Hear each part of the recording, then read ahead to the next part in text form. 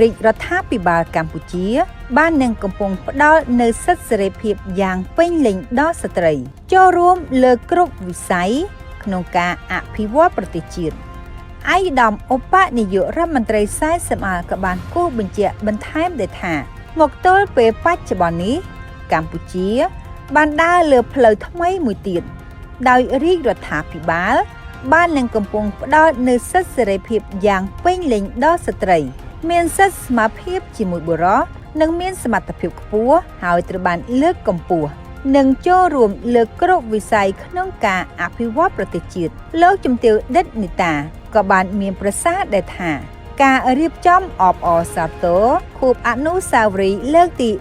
114ទិវាអន្តរជាតិនារី8មីនាឆ្នាំ1910គ.2025ក្រោមប្រធានបទសិទ្ធិសមភាពនិងភាពអង់អាចចំពោះស្ត្រីនិងក្មេងស្រីគ្រប់រូបគឺជាសក្ខីភាពបង្ហាញពីការគិតគូរនិងលើកកម្ពស់ការពង្រឹងភាពអង់អាចរបស់ស្ត្រីដើម្បីចូលរួមគ្រប់សកម្មភាពនិងគោលនយោបាយរបស់ក្រសួងរៀបចំដែនដីនគរូបនីយកម្មនិងសំណង់ក៏ដូចជារាជរដ្ឋាភិបាលកម្ពុជា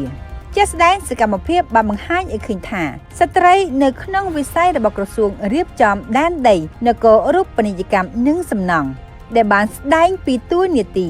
សកម្មភាពក្នុងការចូលរួមយ៉ាងសកម្មក្នុងការអនុវត្តគោលនយោបាយពិសេសក្នុងសមរភូមិសំខាន់ៗរបស់ក្រសួងក្នុងការទប់ស្កាត់និងបង្កើតនូវបរិយាកាសគ្មានវិវាទដីធ្លីការរៀបចំនូវសេវាគាប់ចិត្តការវាស់វែងចេញបានកម្មសិទ្ធិស្របច្បាប់ជូនប្រជាពលរដ្ឋជាដើម